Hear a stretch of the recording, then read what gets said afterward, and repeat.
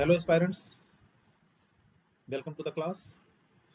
नव धार्मिक आंदोलन के इस चैप्टर के प्रथम भाग और द्वितीय भाग में हमने पढ़ा था धर्म से संबंधित शास्त्रीय विचारकों के बारे में, जो प्रस्तावनाएं हैं। नए धार्मिक आंदोलनों की जड़ें शास्त्रीय विचारकों की प्रस्तावनाओं में कहाँ मिलती हैं, इस पर चर्चा किया था। नए धार्मिक आंदोलनों की परिभाषा के बारे में और नए धार्मिक आंदोलन की आवश्यकता के बारे में भी हमने चर्चा की थी। नए धार्मिक आंदोलनों के स्रोत के बारे में भी चर्चा हमने की थी। अब आइए इस वीडियो में हम जानते हैं कि विभिन्न समकालीन समाज वैज्ञानिकों द्वारा धर्म से नए धार्मिक आंदोलनों से संबंधित जो वर्गीकरण प्रस्तुत किए गए हैं, उनकी विशिष्टताओं के आधार पर उसकी चर्चा करते हैं। हम इस वीडियो में जानेंगे नए भारत में या समकालीन भारत में जो हिंदू धार्मिक आंदोलन है, नव हिंदू धार्मिक आंदोलन है, उसके बारे में भी जानेंगे और उसके महत्व के बारे में जानेंगे। तो आइए शुरू करते हैं। तो एनआरएम्स का जो अध्ययन है या जो नए धार्मिक आंदोलनों का जो अध्ययन है, उसमें इसके विभिन्न प्रकार विभिन्न समाजशास्त्रियों द्वारा बताए गए हैं, जिसमें से एक नाम है फ्रेडरिक वर्ड। फ्रेडरिक वर्ड ने नए धार्मिक आंदोलनों के विभिन्न प्रकारों के बारे में जो अंतर करते हैं, उसका बेस ये है कि धार्मिक आंदोलनों के बीच जो अंतर है वो अनुयायियों के स्वामी के साथ संबंध के आधार पर या फिर धार्मिक साधकों के उस पवित्र शक्ति के साथ जो संबंध है उसके आधार पर, जिसका कि वे सम्मान करते हैं। उस पवित्र शक्ति का धार्मिक साधकों के आधार के साथ जो संबंध है उसके आधार पर वे अंतर करते हैं। फ्रेडरिक वर्ड नए धार्मिक आंदोलनों के बीच अंतर करते हैं अनुयायियों के स्वामी के साथ संबंध या फिर धार्मिक साधकों के उस पवित्र शक्ति के साथ संबंध के संदर्भ में अंतर करते हैं, जिसका कि वे सम्मान करते हैं। इस प्रकार फ्रेडरिक वर्ड ने सभी प्रकार के अनुयायियों को या एडरेंट को तीन शब्दों के आधार पर या तीन श्रेणियों के आधार पर समझाया है। पहली श्रेणी है भक्त की श्रेणी, अर्थात अनुयायी जो है भक्त के रूप में, अर्थात एक पवित्र भगवान या गॉड या एक प्रभु सत्य के भक्त बन सकते हैं अनुयायी, या फिर शिष्य के रूप में देखा जाए तो वे किसी श्रद्धेय या किसी धार्मिक श्रद्धेय व्यक्ति या पवित्र अनुशासन के शिष्य बन सकते हैं। प्रशिक्षु के रूप में एक पवित्र या इनर पावर के रहस्यों को खोलने में कुशलता प्राप्त कर सकते हैं। तो तीन श्रेणियां उन्होंने बताई हैं। अनुयायियों की तीन श्रेणियां बताई हैं। पहली है भक्त, दूसरी है शिष्य और तीसरी है प्रशिक्षु। पहली श्रेणी में वे डिवाइन लाइट मिशन को रखते हैं और कृष्णा कॉन्शसनेस को रखते हैं, कृष्णा चेतना को रखते हैं। और शिष्य श्रेणी में जो समूह है नए धार्मिक आंदोलन के, उसमें कुछ छोटे समूह आते हैं, जैसे इंटरग्रल योगा है। प्रशिक्षु समूह में, एंटरप्रेन्योरशिप समूह में, अप्रेंटिस समूह में ट्रांसेंडेंटल मेडिटेशन या साइंटोलॉजी आदि आते हैं। इस तरह से उन्होंने बताने का प्रयास किया है। बर्ड ये दिखाना चाहते हैं कि जो विभिन्न प्रकार के आंदोलन हैं, ये नैतिक जवाबदेही की समस्या से निपटने के विभिन्न तरीके प्रदान करते हैं। इसी तरीके से 1970 के दशक में कई नए धर्मों के विकास और कुछ पुराने धर्मों के पुनरुद्धार ने राय वालिस, एक विशेष नाम है, समाजशास्त्री हैं आधुनिक धर्म के विश्लेषण से संबंधित, राय वालिस को इन नए धार्मिक आंदोलनों को वर्गीकृत करने के लिए प्रेरित किया। राय वालिस ने भी जो है नए धार्मिक आंदोलनों को वर्गीकृत किया विभिन्न आधारों पर। वालिस पर वेबर का प्रभाव स्पष्ट है। विशेष रूप से वालिस ये मानते हैं कि ये जो समूह है समय के साथ मुख्य धारा के प्रति अधिक से अधिक मिलनसार होते जाते हैं। राय वालिस ने नए धार्मिक आंदोलनों का जो वर्गीकरण किया है वो बेवेरियन शैली में किया है, क्योंकि वेबर से प्रभावित थे। बेवेरियन शैली के आधार पर वालिस ने अपनी टाइपोलॉजी को तीन आदर्श प्रकारों में विभाजित किया। हम जानते हैं आइडियल टाइप्स की अवधारणा मैक्स वेबर की है, तो उनसे प्रभावित थे। ये भी आदर्श प्रकार के रूप में अपना वर्गीकरण प्रस्तुत करते हैं। वालिस का जो वैचारिक स्थान है एक तार्किक ट्राइकोटॉमी के घटकों द्वारा बनता है। इस प्रकार से वे उन तरीकों का एक विस्तृत सेट बनाते हैं जिसमें एक नया धार्मिक आंदोलन, कोई भी नया धार्मिक आंदोलन खुद को उस सामाजिक दुनिया की ओर उन्मुख कर सकता है जिसमें वो उभरता है। अब ये वर्गीकरण इस प्रकार प्रस्तुत करते हैं कि कोई भी एक नया आंदोलन अपने मानक रूप से स्वीकृत लक्ष्यों और मूल्यों की पुष्टि करते हुए या तो उस दुनिया को अपना सकता है या फिर उस दुनिया को अस्वीकार कर सकता है। इसके भीतर जो प्रिय रखी हुई चीज़ें हैं उसको बदनाम कर सकता है, या अपने धार्मिक अभ्यास के मामले में जहाँ तक संभव हो सके दुनिया के प्रति उदासीन रह सकता है या उसको अन्यथा स्वीकार कर सकता है, और दुनिया के तौर तरीकों के प्रति केवल हल्की सहमति या अस्वीकृति प्रदर्शित कर सकता है। मतलब कोई भी नया धार्मिक आंदोलन विश्व के प्रति इस इतने प्रकार का विचार रख सकता है। तो रायवालिस ने जो अपना पहला सेट प्रस्तावित किया वो था word rejecting groups. Word rejecting groups जो पहला सेट था वो था विश्व को अस्वीकार करने वाले समूहों को था, और ये संभवतः नए धर्मों की लोकप्रिय छवियों के सबसे करीब है। सबसे ज़्यादा नए धार्मिक आंदोलनों में ये ग्रुप है।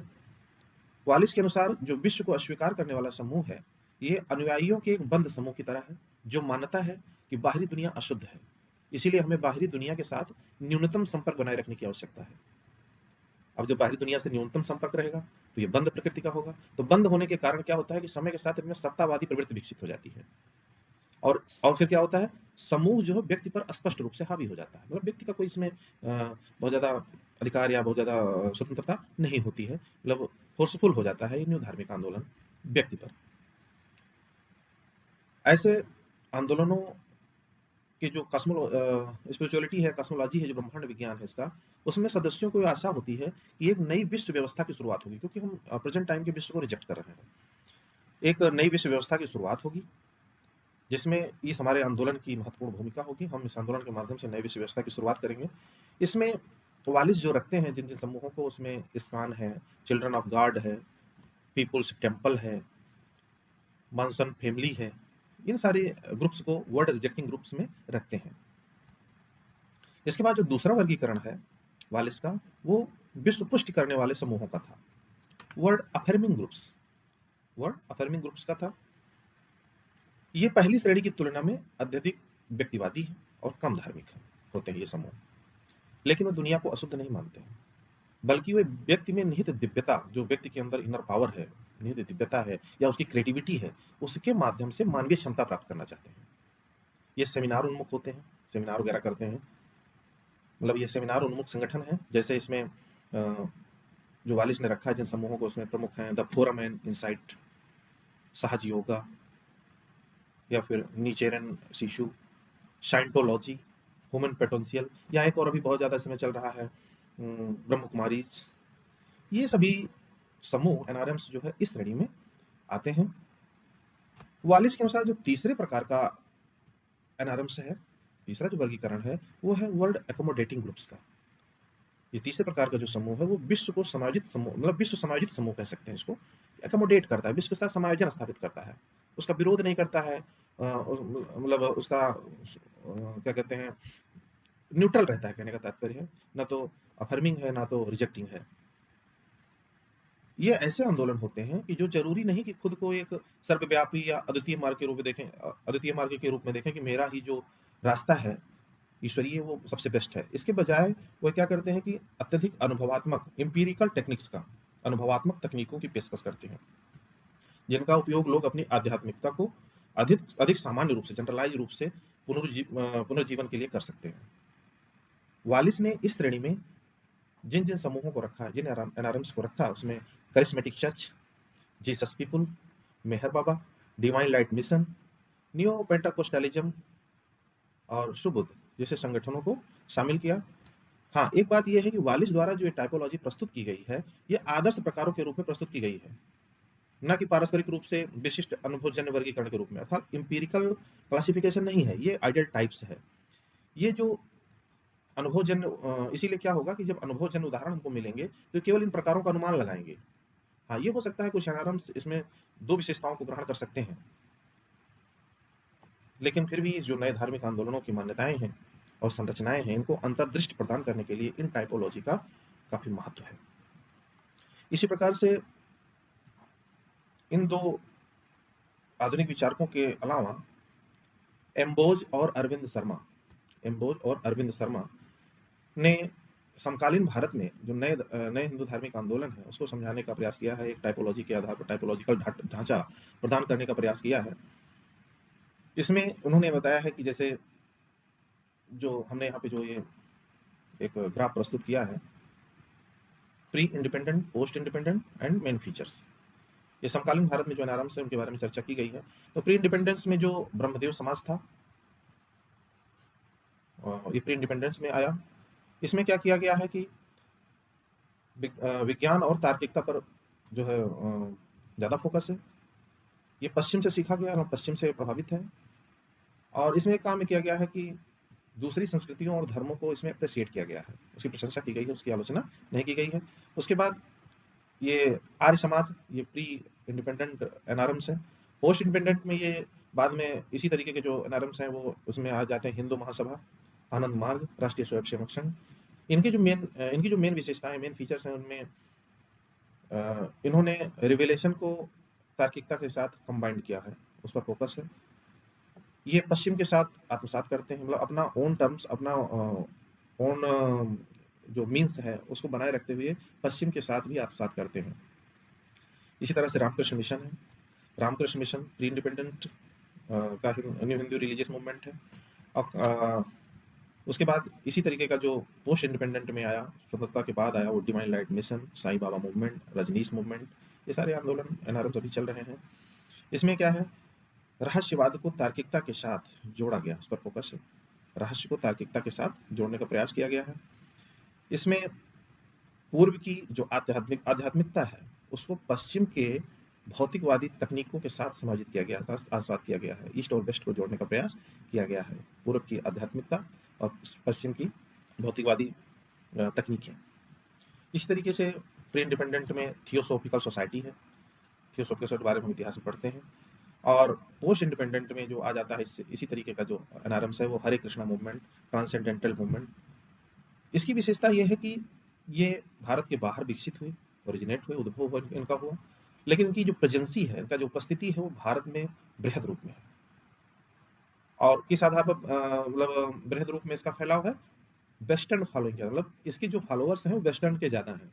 हरे कृष्णा मूवमेंट में, ट्रांसेंडेंटल मेडिटेशन में, थियोसॉफिकल सोसाइटी में बाहरी जो इसके अनुयायी हैं वो ज़्यादा है। इनका ओरिजिन भी इंडिया से बाहर है, लेकिन भारत में लार्जली मतलब बहुत ही विस्तृत रूप में अपनी प्रेजेंस को दिखाते हैं, दर्शाते। ये जो Hindu religions, new Hindu religions हैं, ये पुराने की अपेक्षा नए हैं। इसीलिए जो पता के पश्चात के जो आंदोलन है वो वे उनका जो ओरिजिन है या उन्मुखन है वो प्री इंडिपेंडेंस के मूवमेंट के साथ ही है। और इसीलिए एक नाम इसमें दिया हुआ है, गैविन फ्लड। गैविन फ्लड ने इसको क्या कहा, ग्लोबल हिंदुइज्म। ग्लोबल हिंदुइज्म की उदाहरण अगर आती है पेपर में तो गैविन फ्लड का नाम आएगा। तो इस प्रकार से एनआरएम्स के जो क्लासिफिकेशन वो किए गए हैं विभिन्न समाज वैज्ञानिकों द्वारा। अब इसके महत्व के बारे में हम चर्चा कर लेते हैं।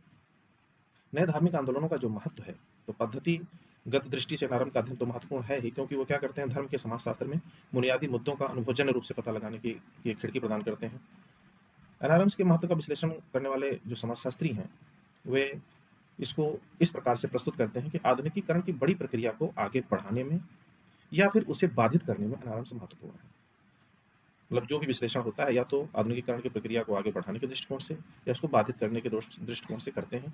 कुछ एनआरएम्स ऐसे हैं जिन्हें आधुनिकीकरण की प्रक्रिया के परिणाम स्वरूप परिवर्तन का विरोध करने वाला माना जाता है, जैसे उदाहरण के लिए हम लिख सकते हैं इस्कॉन को। और कुछ एनआरएम्स ऐसे हैं जो आधुनिकीकरण की प्रक्रिया में एक सुविधा प्रदाता के रूप में देखे जाते हैं। ये एनआरएम्स क्या करते हैं, अपने स्वयं के आंदोलन को प्रचारित करने के लिए आधुनिक समाज की जो तकनीकी वैज्ञानिक साधन है, जो नई नई टेक्निक्स है उसको उचित ठहराते हैं, उसको अपनाते भी हैं।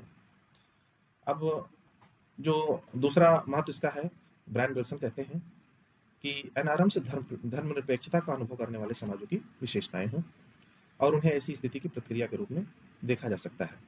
जो धर्मनिरपेक्षता हमारे समाज में इस समय ज़्यादा सेकुलराइजेशन की बात होती है, उसकी प्रतिक्रिया के रूप में एनआरएम्स आते हैं, ऐसा ये ब्रायन विल्सन मानते हैं। जिसमें आज की कंडीशन में लोग कहते हैं धार्मिक मूल्यों ने अपनी सामाजिक प्रधानता खो दी है। इसीलिए एनआरएम्स को एक सीमांत स्थिति वे आवंटित करते हैं और उन्हें उन समाजों में धर्म की अंतिम चौकी के रूप में देखते हैं जहां धार्मिक मान्यताओं और मूल्यों का जो है बहुत कम महत्व होता है। कि एनआरएम्स की जो महत्ता है इस परिप्रेक्ष्य में भी है कि ये गलत धारणाओं को दूर करने में भी अपनी भूमिका निभाते हैं। वे दिखाते हैं कि आधुनिक लोग आवश्यक रूप से अपने पूर्वजों की तुलना में कम धार्मिक नहीं है, जैसा कि पुराने धार्मिक स्वरूपों में बताया जाता है। धार्मिक जो नवाचार हैं ये बहुत ज़्यादा प्रगतिशील नहीं है, लेकिन कहीं न कहीं इसमें साइंटिफिक तत्वों को भी शामिल किया गया है। इसमें चर्च धर्म, इस मतलब पुराने स्वरूप में चर्च का, मंदिर का, मस्जिद का ये जो संगठन थे उसका विशेषाधिकार था, इसमें ऐसा विशेष रूप से नहीं है। नए धार्मिक गतिशीलता आंदोलनों को हम सामाजिक परिवर्तन के रूप में भी समझ सकते हैं। एनआरएम्स की संख्या जो है भविष्य में और अधिक होने की संभावना है, और निकट भविष्य में इसके प्रसार की दर जो है संभवतः बढ़ेगी ही बढ़ेगी। इसीलिए उनकी गतिशीलता का जो अध्ययन है सभी समाजों में धर्म के स्थान को समझने के लिए केंद्रीय माना जा सकता है।